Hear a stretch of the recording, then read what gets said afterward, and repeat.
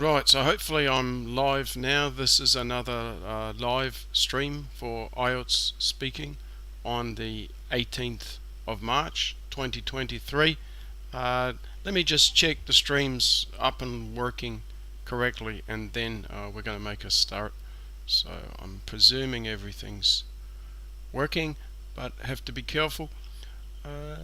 So let's see. Upcoming live. Yeah, it looks like I'm going live. If anybody is in the stream, if there's any issues, please let me know. If for instance you can't hear me or something like that, if something's not clear, let me know. You can see I've got the green screen behind. It was St. Patrick's Day yesterday, but that's not really the reason while I've got it. I think I'm getting a little bit of echo. I know how to fix that. So just one moment.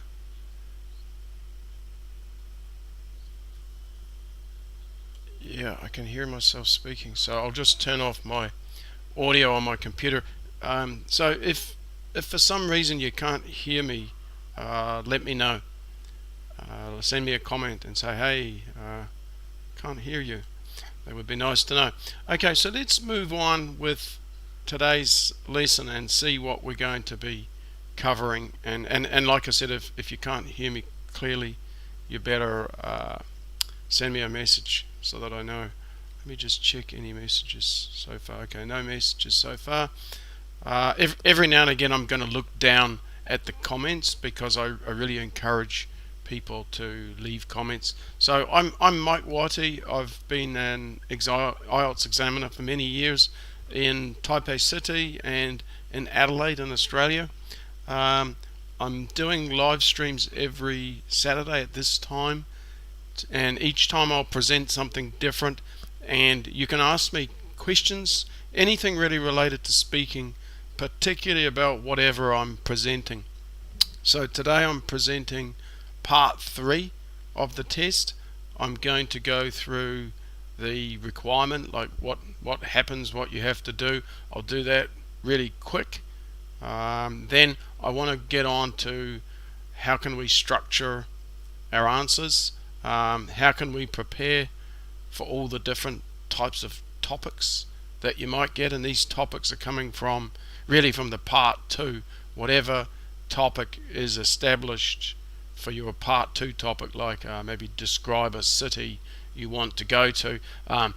Part 3 follows on with that. So if it's about a city you would like to go to, part 3 could be questions about cities, what makes cities attractive, why do people like big cities, what are the disadvantages of living in cities. So I want to go through how you can prepare for different types of topics, and then question types. I introduced question types in part 1 of the test. I was talking about a quarter of the questions asking about what you like and dislike.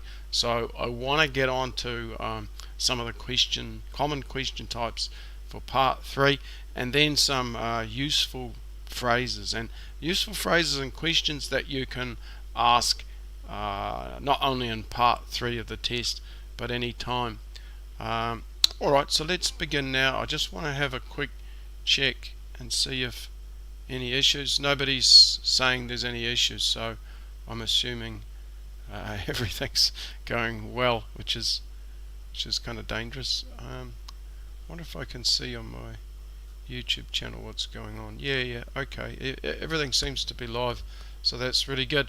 Okay, so let's start with the requirement then. What do you have to do? I think probably most of you know what this is all about, but let's just go through it quickly, and you might learn something in this part. You might be surprised. So part 3, it's designed to be 4 to 5 minutes long. 5 minutes is the maximum. So in theory, if you're giving longer answers, you're going to get fewer questions. So that's one possible strategy, because part 3 questions can be challenging. And in terms of length of answers, you want to have about 6 sentences on average, I'd say. So let's look at the requirement. The examiners, it's called the discussion, but really it's going to be very similar to part 1 of the test in that the examiner is going to ask questions, you're going to answer them, but your answers should be about twice as long in part 3. Alright, you're allowed to ask the examiner to repeat or rephrase a question. That's different to part 1. Part 1, you can only ask the examiner to repeat a question. You cannot, well, I suppose you can ask them to rephrase it, but they're not required to answer that question. You can answer checking questions such as, are you asking me about, to just check that you understand the question you're being asked. And okay, and then on to some of my suggestions. Give extended answers. Now those in part 1, so this was back the very first live stream I did, I introduced 5 ways that you can extend answers. So those strategies are really useful in this part of the test, and we're going to be looking at a couple of those strategies. I won't go through them all 5 again. If you're interested, go and watch that video. And then if you have main ideas, try and support those. Try to develop them just as you do when you're writing an essay. And you can develop main ideas by adding details, giving explanations, and possibly even examples. And personal examples could be alright in part 3 of the test, but keep them short. Something I should have mentioned previously, in part 1 of the test is questions about you. What do you like? What don't you like? And part 3 is about other people or people in your country. So if part 1 was what kind of food do you like, part 3 would be what kind of food do people in your country like. Okay, so develop main ideas, and that's a way to get your answers a bit longer. Like I set up here 4 to 6 sentences. Sure, but if you're trying to get to sort of band 7 and above, I'd say about 6 sentences on average would be about right. That would be about the sweet spot. Some might be shorter, some might be longer.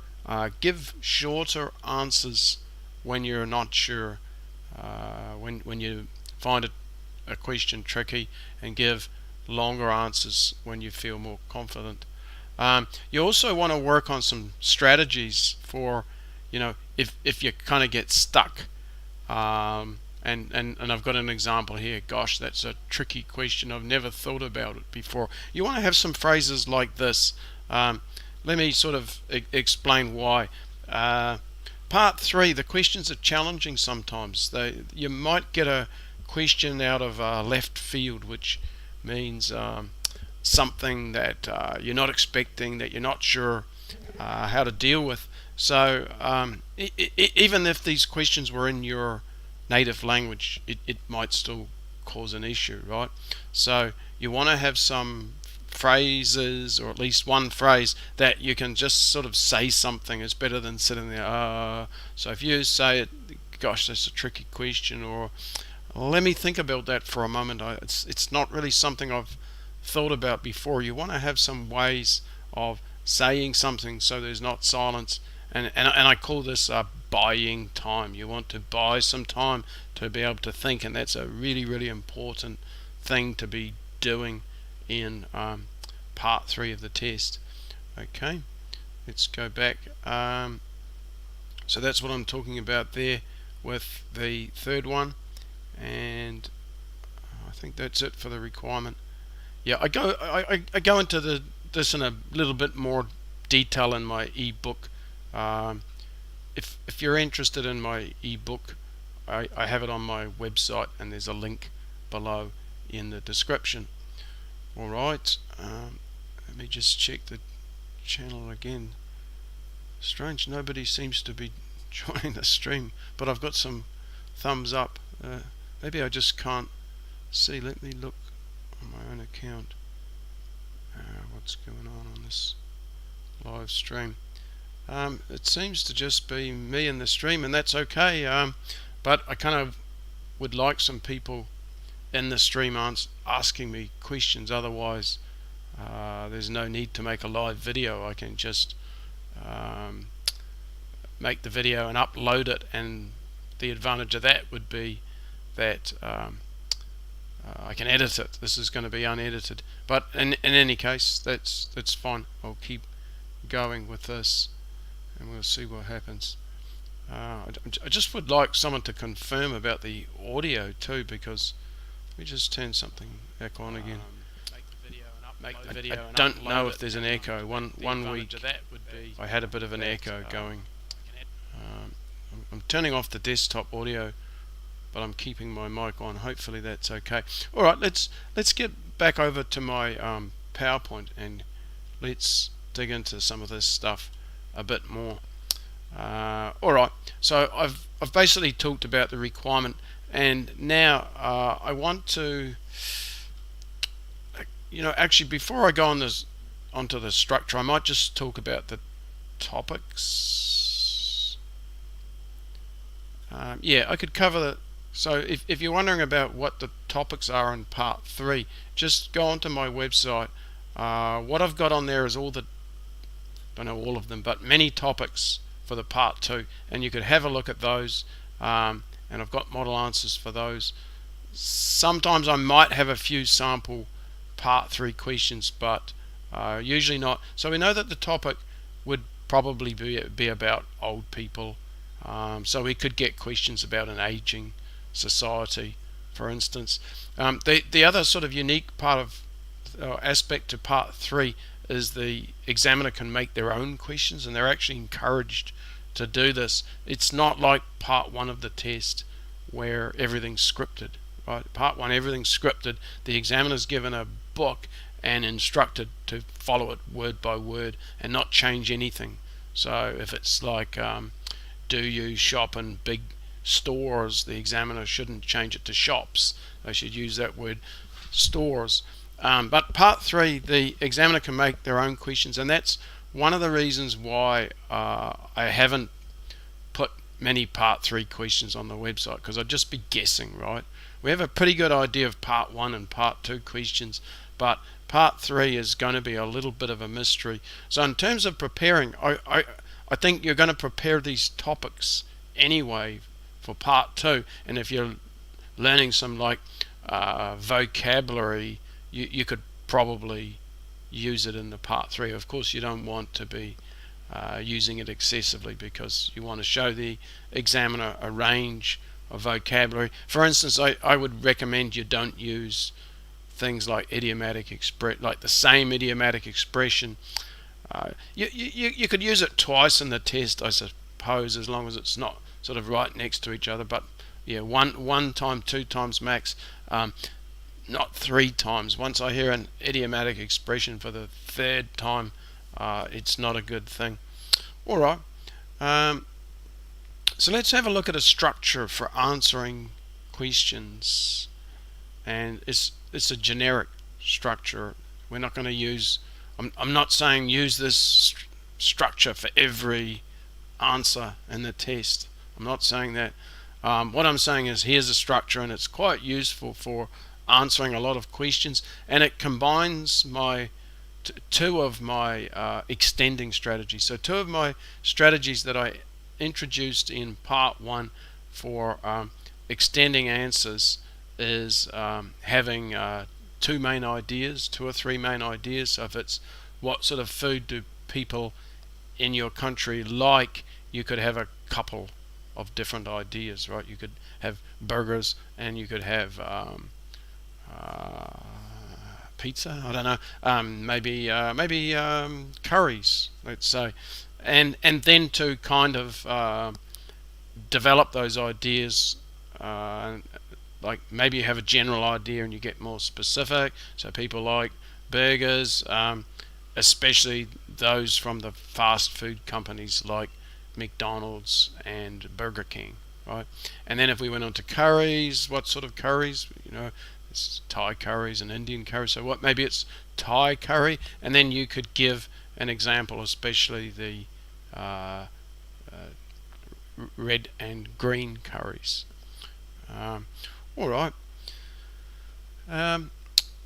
So we've got this basic structure, and you could actually think of this as being a bit like a paragraph in an essay, especially something like a problem solution essay. So problem solution essay, normally I have two main ideas in a paragraph just like this, and I'd have a general topic sentence. Global warming is causing many problems, and then first of all flooding, and develop that a bit and talk about floods, and maybe give an example of the flooding in New Zealand recently that's displaced thousands of people.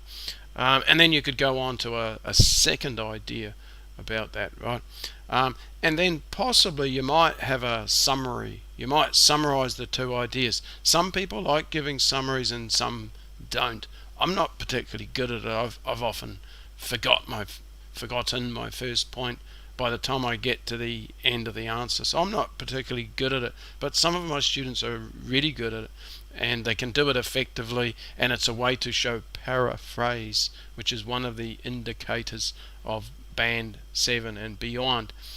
So I would say these are some of the components that you might put in your answer, and sometimes you might leave out the introduction and just go straight into the first thing. It's got to be hamburgers. And sometimes you might have a summary and sometimes not, and sometimes you might just have one idea and do a lot of development of that, or just have a short answer. Maybe you don't have a lot of ideas for this question, so you give a short answer and then wait for the next question, and then you can give a longer answer.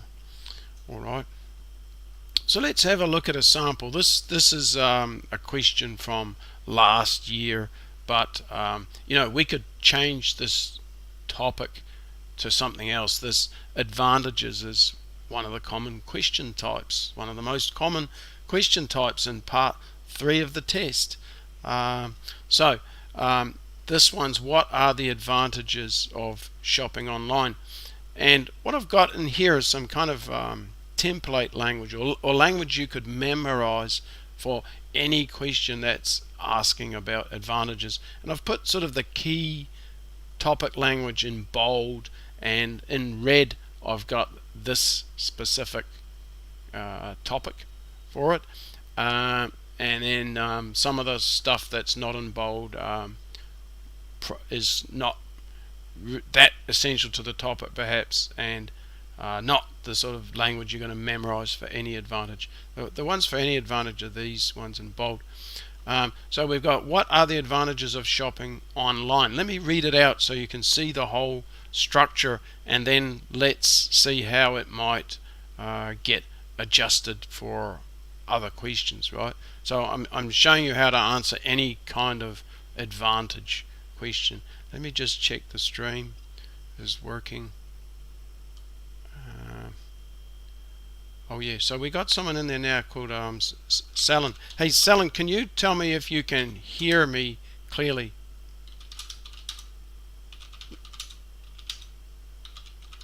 I'd just like you to answer that one question, because I'm often fearful maybe I'm talking and no one can hear.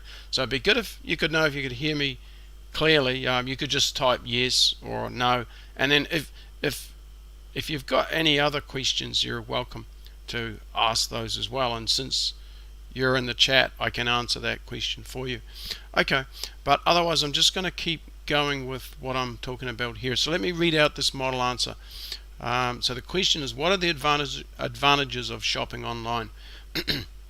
I think there are a number of merits of shopping online. The one thing that really stands out is that it's convenient, because we can do it without leaving home. A second advantage could be that we can save money, as it's usually cheaper. So I think the main benefits are the convenience and lower prices. So let's have a look at the answer now, just in a bit more detail. Thanks, Selen, for telling me you can hear me. That's really useful. And like I said, if any questions pop into your head, while you're listening, just type them in. And if anybody listens to this after the stream, because a lot of people do, if you write any comments, I mean questions in the comments, I promise to answer them. So don't feel you're going to waste your time that no one's going to answer. I will answer you.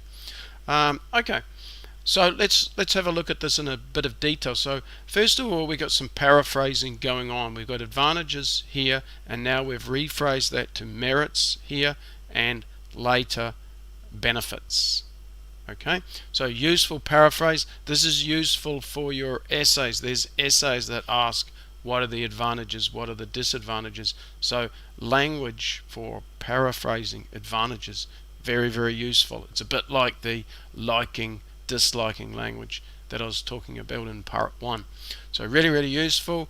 And note too how the summary, and I just use so to indicate the summary, but you could write to you could say to summarize if you wanted to, or you could use therefore.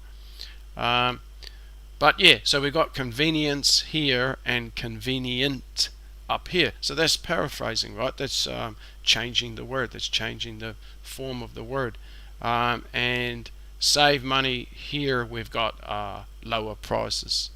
Okay, so I think that's a really great answer to the question, because it's well structured, it's easy to understand, and there's some high level language in there. There's some paraphrasing. Oh, and this one thing that really stands out, that's idiomatic language, something that stands out, right? And we want to make sure to use some high level language in part 3. It can be challenging because often your brain is just trying to think of ideas. The questions could be difficult. Your brain's focused on ideas. It's harder to also have some spare brain capacity to bring out the high level language. Alright, so let's look at this a bit more in general. So what I've done now is I've highlighted in yellow the language that I think could be recycled for other questions about advantages. So you could memorize this if you want. I know a lot of teachers say, oh, you shouldn't memorize and blah blah blah and blah blah blah. I think memorizing some structural language is actually a really good idea, especially if you're a lower level candidate.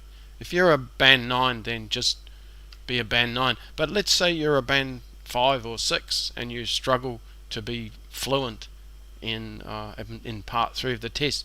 Memorizing some of these structures could be useful for a couple of reasons. It could help you be more fluent, because the language that's memorized is going to come out more fluently, right? And then it could also lead to other gains in fluency, because it kind of frees your brain up. If you kind of think of your brain as like a computer, and now with things like the chat GPT, we're almost starting to see that, I don't know where I'm going with this, but there's kind of some sort of similarity with the human brain and the computer CPU. So the thing I wanted to say is that if you've got some memorized phrases, if your brain is freed up as a result of having some memorized phrases, then the parts that are missing will be easier to come up with. Your brain will have more resources to deal with that, and possibly vocabulary.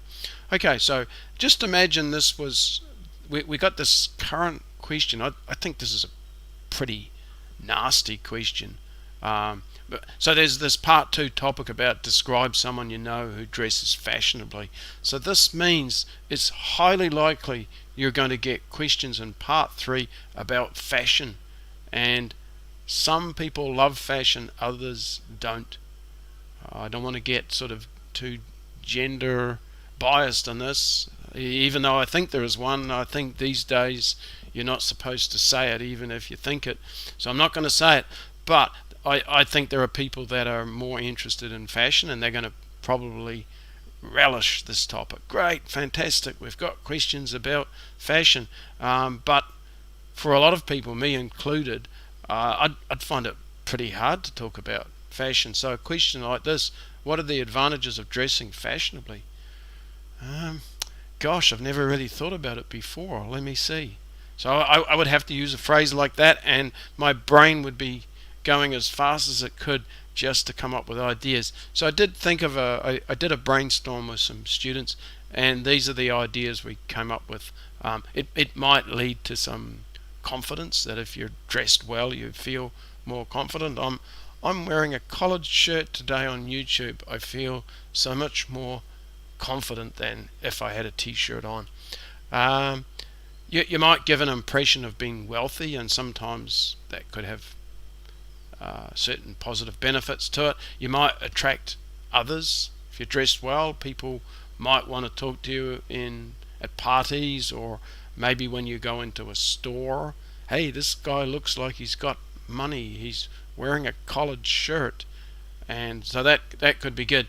That sort of leads down to my last point about better service. You might get better service in restaurants and places if you're wearing this is highly fashionable, right? Grey for a start. That's got to be one of this year's colours. And look at the collar I've got. That's this state-of-the-art collar. This is like most recent fashion. I only had it for 5 years. So you might get better service and favourable impression too. You can make favourable impression on people when people meet you. Hey, that guy Mike, he's great. I don't know why, but maybe subliminally in their brain they're associating the way somebody dresses with being a good person or other attributes. You get a favourable impression. So what I would do, of course you don't have the luxury like part 2 to write all these down, but if you had sort of 2 ideas, then we could make this answer. So the question is, what are the advantages of dressing fashionably? Clearly there are a number of obvious merits. The one thing that really stands out is that you'll make a favourable impression on others. This is because people always respect people who are dressed well, or pay attention to the clothing that they're wearing. Besides this, a second advantage could be that we might get better service when we go out to places such as coffee shops and restaurants. And I think this is because you often get better service if you look rich, and if you're dressed fashionably, then you look more well off. So I think the main benefits are making a favourable impression on others and getting better service when we go out to eat in restaurants. That's a good reason on its own, isn't it, why you should be fashionable. Better service in restaurants. I think I've convinced you all of it. Okay, so that's how an answer could look, and we could recycle this sort of language for a whole bunch of other things. It could be studying overseas. Clearly I think there are a number of obvious merits. The one thing that really stands out is that you could have a cultural experience. This is because you'll get to interact with locals in the country that you're visiting, right? So we can just recycle this across lots of questions, and there's high level language in it, and you could just stick on these exact words, or if you want you could change them a little bit, right? So I've got these for all the kind of 8 common question types in part 1. I've got these templates. They're in the ebook. This PowerPoint, I've got about 4 of them. I've picked 4 of them to have a look at today. Alright, so that's advantages. Now if you get asked a question about advantages in your test, it's highly likely what the next question will be. Can anybody guess? I'll give you a hint. It starts with a D. So if you get asked about advantages, very likely you'll get asked about disadvantages, right?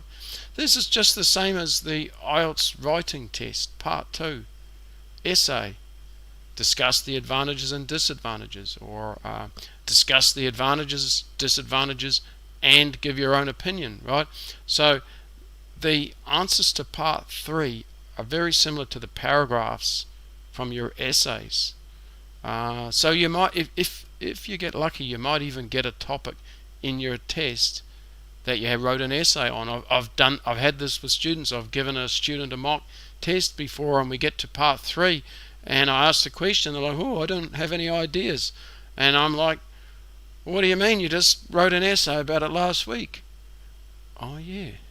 Right. So it's kind of important for your study that you don't think it's one test, right? One IELTS test. Don't think of it as 4 separate unrelated tests. They're quite related. There's a close relationship between the 4 parts of the test, and you should take an integrated approach when you study. Wow, I should really make a video on this. Just as an example, I'm sort of showing you how with the essay writing and part 3 speaking, the questions are the same. You can use the same sort of structure, paragraph, to answer your question. And I've also talked about how important paraphrasing is, and paraphrasing is important in all 4 parts of the test. It's important in the writing test. It's important in the reading, because often the text and the question that you're asked relates to some kind of paraphrasing of what the article's about, and even the listening. Sometimes the answer in the listening test, like the reading, could involve some sort of paraphrase. There's a question, and like, maybe what shop did he go to, and maybe the answer includes the store he went to was Starbucks or something, so shop, store. So paraphrasing is really important throughout your test, and other aspects too. If you learn a new word in the listening test, use it in your speaking test. That'd be a great idea, wouldn't it? So you should take an integrated approach, and I think part 3 speaking and the essay writing really, really close, right? I mentioned paragraphs. I want to just tell you something interesting. I said it last week. I kind of find this moderately fascinating. When we speak, we actually speak with punctuation. And what it is, a full stop would be a pause with a breath. And so I've got a few full stops there. Commas, we also speak commas. A comma is a short pause without a breath. Let me read you this bit, because there's commas and full stops.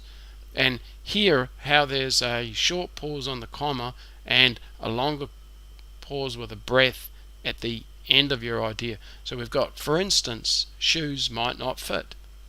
At the same time, another demerit with shopping online is that it's not always safe. Right? So when we speak, we are reading the punctuation, pauses in the right places. This is part of pronunciation, about being able to put things in chunks, because you're sending signals to the reader, right? The signal, when you get the full stop and the breath, that means end of the idea, time to start another idea, right? So if you're a high-level speaker, you should be speaking with punctuation. If you're a lower level speaker, it's something you could work on and develop, and it leads to the fluency and coherence as well. It helps coherence. The listener can interpret what you're saying better, right? Okay, let's keep going. So we've got the disadvantage question now, and this is a question from last year. What are the disadvantages of shopping online? Let me read it out for you. For sure, there are some drawbacks of e-commerce. I suppose the most difficult aspect might be that we can't see the actual products we are purchasing, and this can cause problems. For instance, shoes might not fit. At the same time, another demerit with shopping online is that it is not always safe. The issue is that sometimes a company might take our money and not deliver us the right products.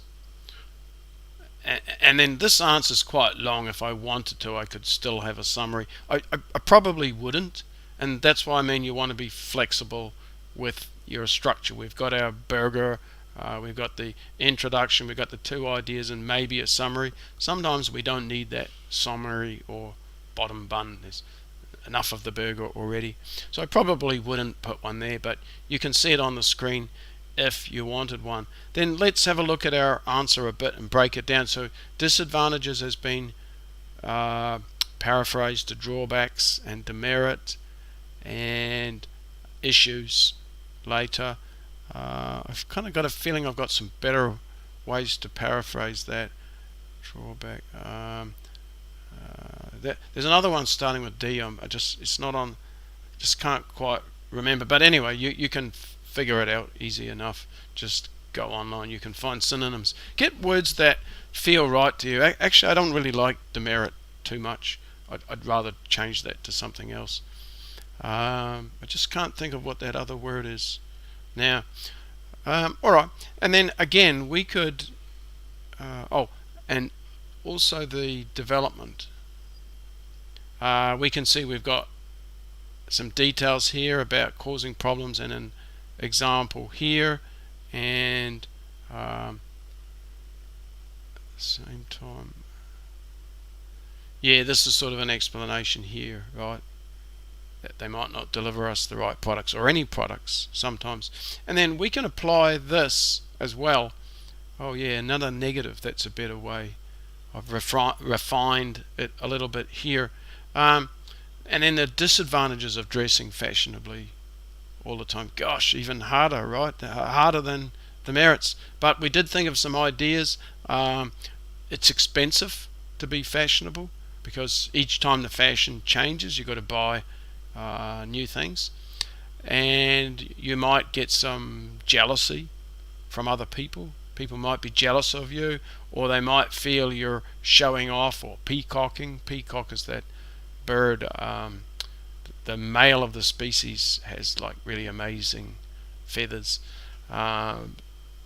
So there could be some disadvantages. And then let's see how we'd answer the question with this kind of revised structural language. So the structural language is on the screen, and then I'm going to I did add some topic stuff about, we could take that out. I'm using the wrong screen. I've got two screens on here. So dressing fashionably is the topic. Let's put a line in there, and then that's our template. That's what we memorize, and then we get asked the question, what are the advantages of dressing fashionably all the time?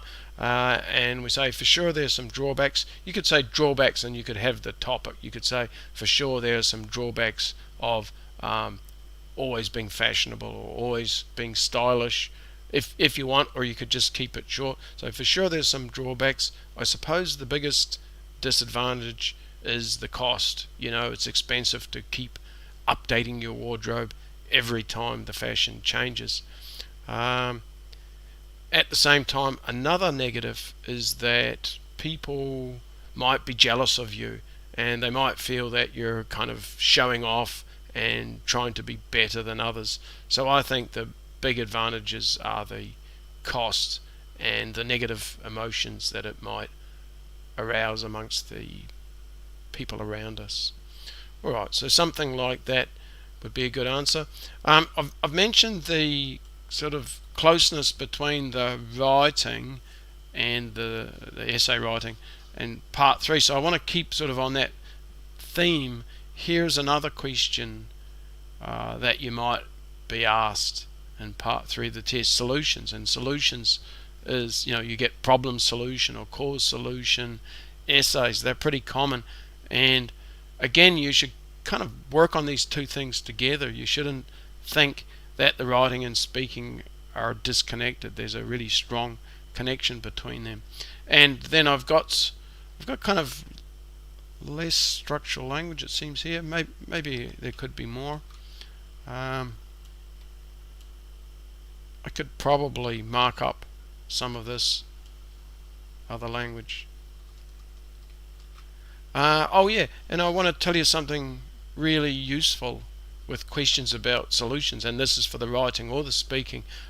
For me, almost every problem, two solutions that you can have. One could be education. We just need to teach people about this issue a bit more, raise awareness, right? And the other one is the government. The government can do certain things because the government has power to make and enforce laws, to punish the stick, to hit people with a stick, stop causing pollution. Or the government also has the ability to reward, to incentivize things, to give people tax cuts, or to give companies subsidies, right? So we can think about the carrot and stick approach. If we want to cut down pollution, the government could say, here's a carrot, we want you to spend the money on solar panels, right? They could give subsidies for solar panels. They could say, all right, we want people to use more solar power, we'll go 50-50 in the costs. Or they could punish companies. They could find a way to punish them for the pollution they're emitting, or punish them if they don't have solar panels on their roof. All companies that don't put solar panels on their roof have to pay 5% extra in tax. So the government has the power. So often those things can contribute to your answer. So we got the, if we keep on that shopping topic, how can we make online shopping safer? So it's really asking about the solution, right? I believe there are a few ways to tackle this problem. Perhaps the most effective solution is for governments to regulate online retailers. Consequently, only reputable and reliable companies will be able to sell online. In addition, if schools were to educate young people about the need for caution when shopping, it would result in an increased awareness of the need to be careful when shopping online. Well, it's a long answer. I wouldn't bother with the summary because it's already long enough, and yeah, you can if you want. Anyway, you can see it on the screen. I'm not so keen on the summary sentences, but like I said, some students are good at it. And also imagine if you're a lower level candidate and if you're not able to develop your ideas particularly well or beyond sort of one sentence, then you might want the summary to make it a bit longer. Okay. Alright, and then let's look at a couple of things in this answer. Tackle this problem. Really nice idiomatic expression that you can use in the speaking test. And what else? Well, it's also a way of paraphrasing solution, a way of tackling a problem. Solving this issue, so that's paraphrasing in there as well. Alright, so that's a couple of things that I wanted to say about that. Let me just see if there's any comments. Alright, so Solon's asking me, sorry, my eyesight's not great. Selin is asking me something. Let's see. It's hard to talk about sports. Yeah, so like everybody's going to have different areas of weakness. So sometimes when I want to do something like here's a video of difficult questions, what's difficult for one person might not be the same for all people. So I'd have a trouble talking about fashion, but I'd be okay for sports. I'd be fine. I'm keen on sports. I could say lots of things about sports. I guess to be fair, I'm a native English speaker, so I speak a little Chinese and a little Thai. Let me think. In Chinese I could talk about sports because I've got the vocabulary a little bit. I know most of the names of sports in Chinese, and sort of to express like this, like in Thai, that'll be quite hard. I only know the name of one sport. Football is football. So that would be kind of hard. I'd be talking a lot about football. Are there any sports you like? Football. Are there any sports you don't like? Football. Or if it's part 3, what sports are popular in your country? Football. It's definitely football. Are there any sports that aren't popular? A lot of people don't like football. Yeah, so alright, let's think. How would you talk about a topic that's difficult? I'd try and get on to some non-topic language, right? So if you don't have great language in the area of sports, use some of the non-topic language. Let's just rewind the slides a bit, and I'll show you what I mean. If this was something like, what are the advantages of playing sports? Then I might not go too much into the names of the sports and those sort of things, but I could still answer the question, right? So I could say, I could focus on the health aspect. I can move the topic over to health a little bit and talk about the physical and mental benefits. So it'd be something like, clearly there are a number of obvious merits. The one thing that really stands out is that it will improve your health and fitness. This is because most sports involve running around and burning calories. Besides this, the second advantage could be that we will get mental benefits, and then talk about that. So I would say oftentimes, if you're not strong on a particular topic, you're not going to have a lot of topic specific language. Just keep it quite general in terms of words like football and basketball and tennis. Maybe you're not going to be getting into some of the less common sports, maybe like bungee jumping. I do kind of, in this, like when for the part 3 presentation, I do get a bit on to strategies with difficult topics. It's mostly about the buying time, which I said at the start.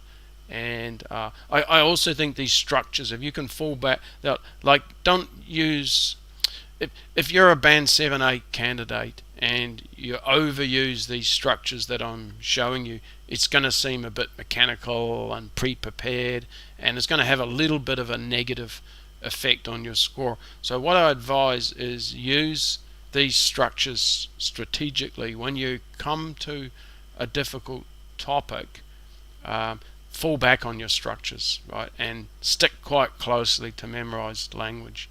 So okay, it might be a bit mechanical, but at least it'll be fluent, accurate, and have high level vocabulary in it. And then with other questions that are easier, maybe you don't use the structures so much.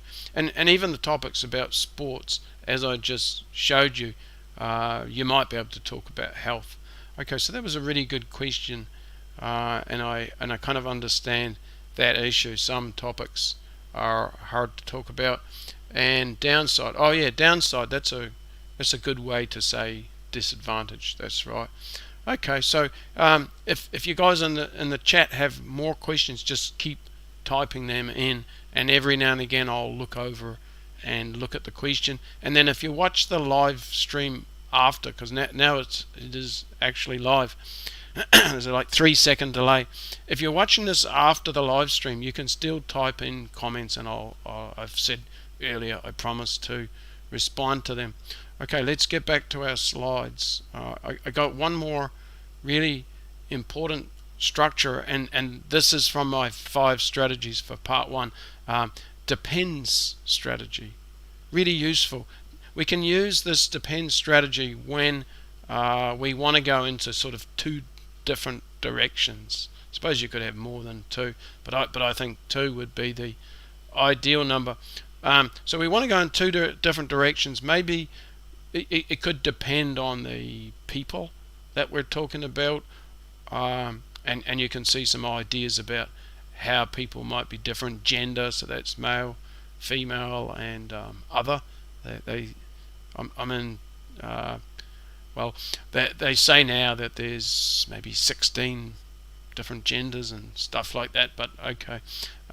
So however people identify, age, like young and old, occupations. One good way to separate occupations could be, we say blue collar for people who work in factories or outdoors, and then white collar for people who work in offices. Or we could also split by people who are working, people who are studying. That could be another way. Maybe nationality could be a way, like it could be people in America do things this way, but people in the United Kingdom do it another. Like for example, fish and chips. The British like to talk about chips, and that means like fish and chips, but Americans often call those French fries, and for Americans, chips are those things that come in the bags, like really thinly sliced, and for British those are crisps. So things can sometimes depend on someone's nationality, and it could depend on the situation, whether we're working, relaxing, travelling, studying. Certain answers could depend. So let's look at a question. So we've got why do people like to go shopping, right? So what are the reasons? That's kind of another common essay question. All the questions I've showed you today are keywords from essays as well. And then we could memorize our first phrase. Well, I think it depends. And if you want, you could say what it depends on. Well, I think it depends on the occupation for this particular one. If we're talking about students, I think they like going to flea markets because they are on a tight budget and need to buy second-hand things. However, I think working people prefer other places. For instance, a lot of working people I know like going to department stores because they like to buy the famous brands even though they cost an arm and a leg. Alright, so let's have a look at this response a bit. So we've got the what I think it depends, and then if we're talking about, so you could memorize all that. And the however's useful for when we switch to the second group of people, or it could be the second situation. Then a bit of vocabulary. Flea markets are like second-hand markets. A flea is a little insect and it bites people and itches them, and not really quite sure why they're called flea markets. Maybe sometimes you get fleas there, if you're buying a second-hand sofa or something. Maybe you take it home and then you start scratching and you think, oh, I really wish I didn't buy that sofa. I haven't bought a second-hand sofa for a long time, back when I was a student. So I mean, that's the thing, right? If you're a student, you might go to a flea market and buy a second-hand sofa, but you might buy one when you're working too. It could be. Alright, and what else? Arm and a leg means it's expensive. It costs you an arm and a leg. That's not a good thing, right? You don't want to pay with an arm and a leg. That means really, really expensive. It's an idiomatic expression. Sometimes you can guess idiomatic expressions and sometimes you can't. If you're memorizing them, make sure you get them 100% right. That's the thing is, like, idiomatic expressions, they're indicators of band 7. If a candidate uses one correctly, it suggests band 7 and up. If it's used incorrectly, that suggests not a band 7. So for instance, if you said they cost a leg and an arm, that's wrong. Or if you said it costs arms and legs, not right either. So they got to be 100% right. Recently there was one, a bird's eye view. Well, birds have two eyes. Why isn't it bird's eyes view? Well, it's not. You just have to memorize these and learn them well. And on that note, don't try and build too much vocabulary, right? Don't try and include too many words in a list. Have a small list, idiomatic expressions, 15 to 20, probably enough, and memorize them. Make sure you can use them well. It must be used well. Okay, and then if we look at a current question like this one, this is a current question, and well, the topic is in the test anyway. Just trying to get my face off. Hold on one moment. Face off the slide. That's better. So there's a part 2 topic. What was that about again? I'll try and it must be under our places. Oh, you describe a city you would like to go to for a short time. So imagine that there's going to be some questions about cities in that case.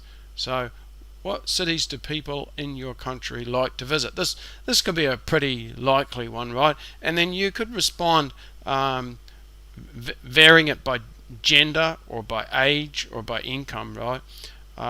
You could pick any of those. You could memorize all of this. So what should I pick? You don't get the luxury in the test either to be thinking like I'm thinking, right? All right. Well, let's just pick one. Let's do age. So I think, well, it depends really. If we're talking about young people, I think they really like going to Sydney because it's a party town and they can go out and have a blast in the clubs late at night. However, I think more senior people are quite fond of Adelaide, and that's because it's a very scenic place. There's lots of churches and temples and other types of places they can visit, as well as the famous Barossa Valley nearby. So I think it depends really whether we're talking about young people or the elderly. Alright, so just something like that. I'm not necessarily trying to give you perfect answers. I'm trying to illustrate how you can respond to these questions and structure your answers. So, one other really important thing. So I've mentioned that some of these phrases have vocabulary that you can memorize and use to push up your score. The other one's about grammar. If we are talking about, there's a conditional. Conditionals are a really excellent way to show talent with vocabulary to the examiner, right? And when I'm examining and I hear that word if, I pay attention. I want to see if the candidate can get it right, because we've got 4 or 5 conditionals and candidates often mix them up and mistakes occur. So I'm listening, and if the conditional is correct, I'm thinking band 7 and up, and if the conditional's not correct, I'm thinking not a 7, band 6 and lower. Now, I don't mean you make one mistake and now you can't get to 7, and I don't mean you use one if sentence correctly and now magically you've got 7. I'm just telling you the impact. Of course there's the whole test, and I'm thinking about the whole test, but when that occurs, when I hear the if statement, if it's correct, that supports the idea band 7 and above, or it suggests the person's not at that level. Alright, so that's another good thing about maybe preparing phrases to answer the common types of questions, and there's only 8 or 9 of them. I've got 8 that I'll show you in a minute. So it's not that hard. It's not like you've got hundreds of potential questions.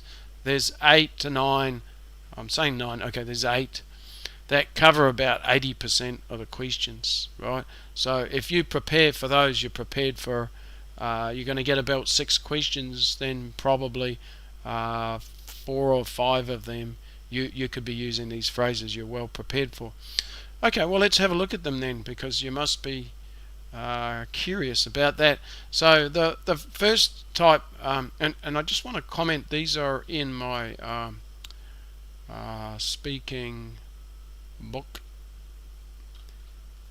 and I'll tell you what, if you want to have a copy of my speaking book, just put something in the comments, write something in the comments of the video. You have to give me your email address or something, or go into my website. I'll give a link to my website. Go into my website, see my email address there, send me an email and say, I was watching your live video about speaking, or just write, I'd really like to have your speaking book, please, and then that'll be great, and I'll send you that for free. I normally sell it for $16, so you could have it for free, because I'm not really going to have time to go into detail on all these questions, but my ebook does.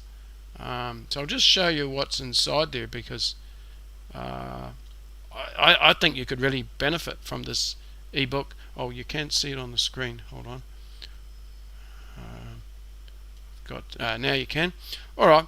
So we got different kinds of. This is often the very first question of part 3. Is the most common first question. I would say maybe 50%, about half. It feels to me like, let's say 40% of the time, this is the first question. It's something like, so if it's about shopping, what are some of the different kinds of shops in your country? If it's about fashionable, what are some different ways that people can show they're fashionable?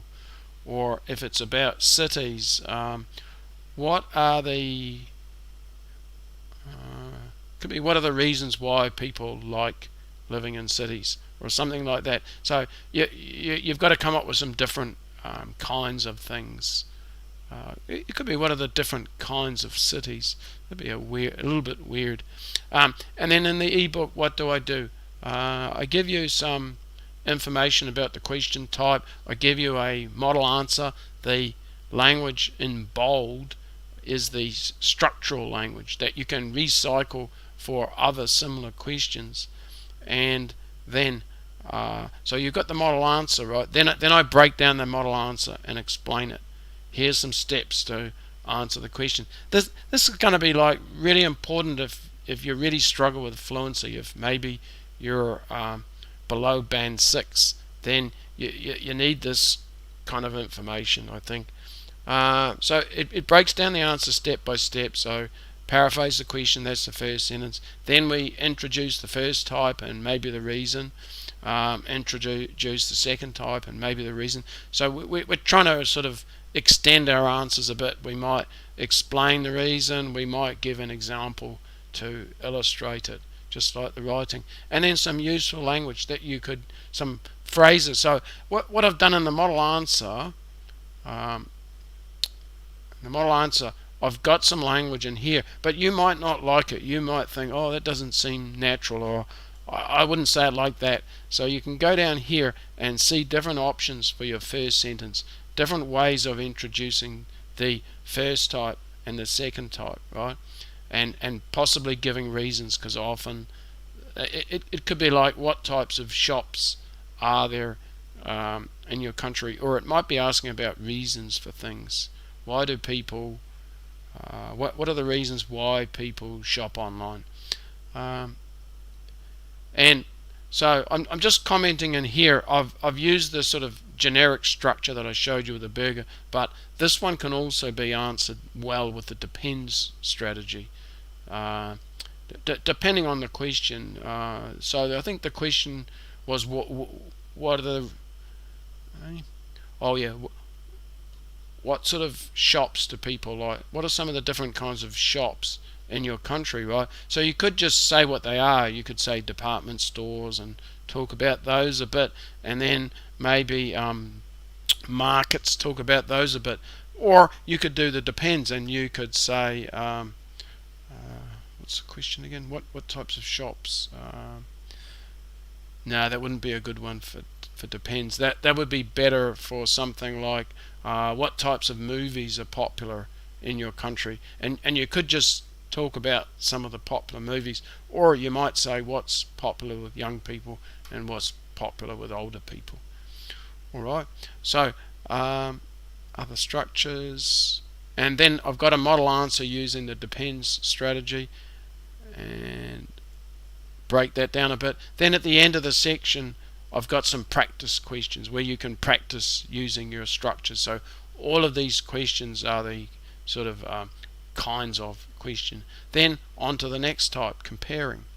I'm not going to go into that, but there's different ways we can compare. We can compare by time, like now in the past, now in the future, things such as houses and apartments, or different kinds of people, which we've also been learning about with the depends structure. Okay, I think I'm going to stop there. I'll tell you what I didn't cover that I would like to cover later, and that's these useful phrases. Let's do this next time. So I want to cover questions that you can ask the examiner during all 3 parts of the test.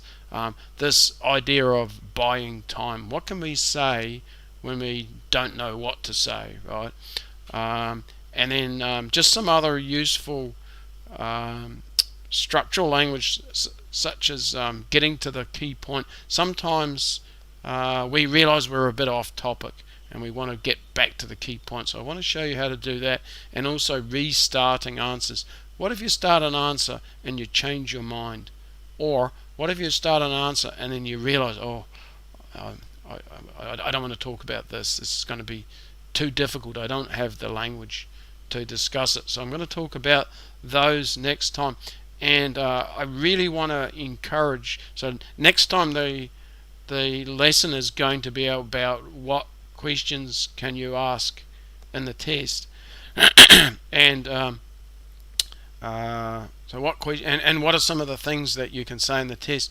I'd really like for participants next week to ask me more questions, any questions at all related to the speaking test, right? And I've had lots in the past, so there could be questions like how many mistakes can I make and still get band 7. I want questions like that, and test me out a little bit. I'd quite like to be mildly challenged.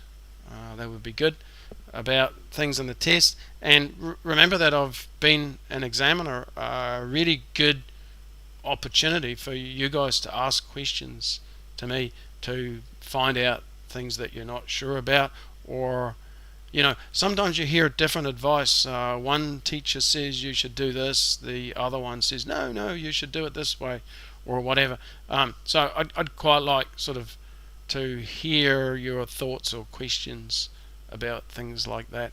Alright, so I will see you again next week.